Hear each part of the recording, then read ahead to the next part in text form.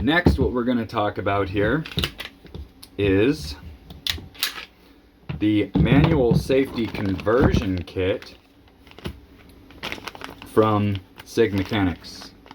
And I first was introduced to SigMechanics through YouTube. Obviously, I mean, I have a YouTube channel and I do a lot of watching on YouTube. So I was introduced to his channel while I was searching for a way to, I was going to either search for a gunsmith or get a hold of Sig and send my fire control unit into them and have them convert it for me, which was going to probably be pretty expensive. And so I watched the SigMechanics videos and learned that it is possible to do this yourself.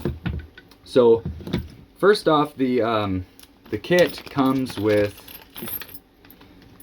a jig for making the safety slot in your frame.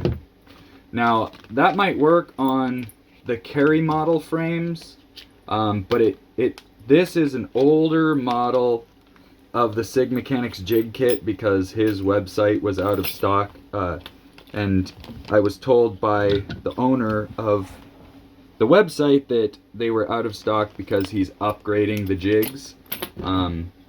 However, I wanted it done now, so I ground my slots in my grip module, which I often misname as a frame because most frames come with the fire control unit molded into them. So I call this a frame as sort of a misnomer, but I use the terms interchangeably. I say fire control unit and I say frame.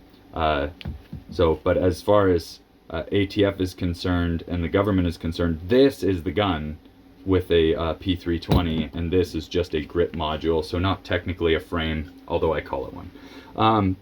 But I went ahead and just ground these notches myself, and the thing to note is that with the X series grip modules, you have to take and grind a little bit of extra material down here, and that's just because they've added this grip width here for the competition guns. It's just a small change, and so you have to grind a little bit of extra material out. I did most of this with just a plain Dremel burr, and then I took just a plain flat file, a raker file, and cleaned everything up and got it where I like it, to where the safety fit in there. And I did that before I had the safety and conversion kit for this fire control unit, because P320s, the fire control units are interchangeable, so I was pulling the fire control unit out of my M18 in order to use in this gun, so that way I could have a manual safety and just have interchangeability between my weapons platforms.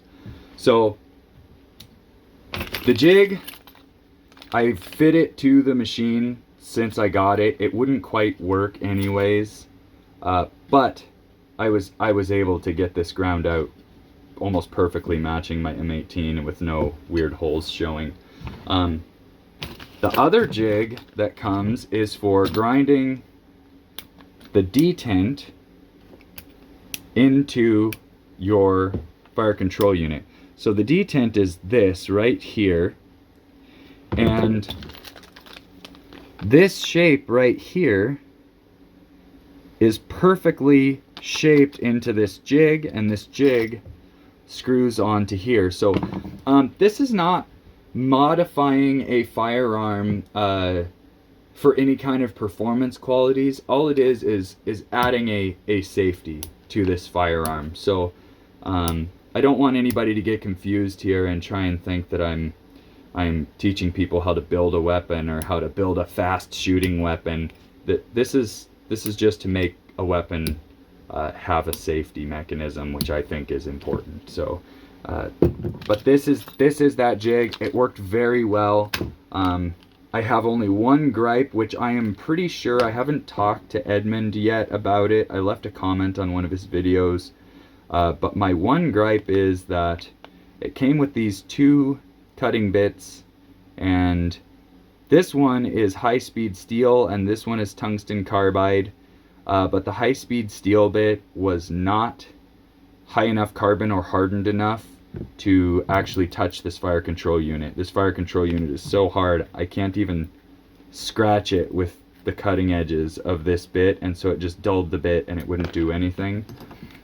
Well, and so that being said, the tungsten carbide bit worked very, very well, but tungsten carbide is very hard and very fragile, and so I have chipped this bit from chatter beyond what I would consider to be serviceable. I'm keeping it just in case I decide to do another one of these or purchase another one of these weapons that doesn't have an MsafeT from the factory.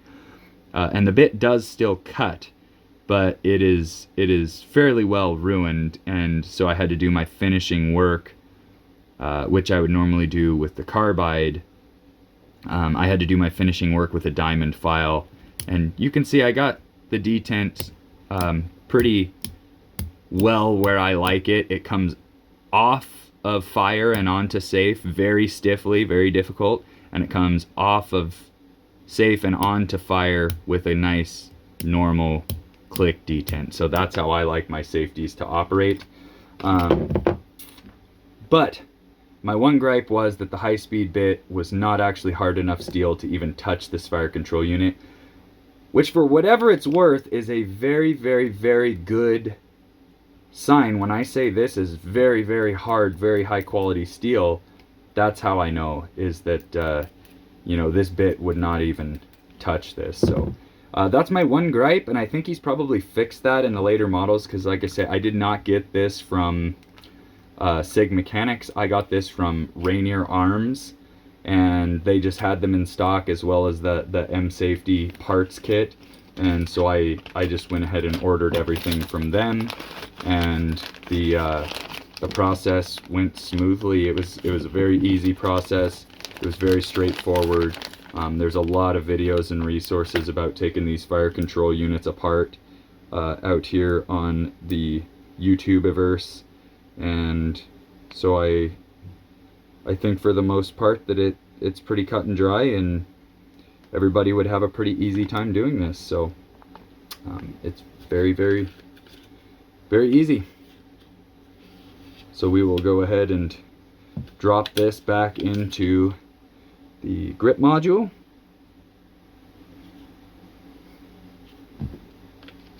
And return my takedown lever.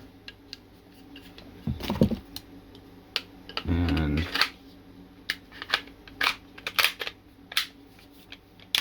return the weapon to its firing. I like to do a function check whenever I put things back together. Safety works, weapon fires, everything functions as normal. So that's the conversion kit from SigMechanics. It worked very well. Edmund is a very, very thoughtful gentleman and responds well to comments on his YouTube, and I think that he was a pleasure to have a conversation with, and is a very, very valuable resource to the community. So that's that.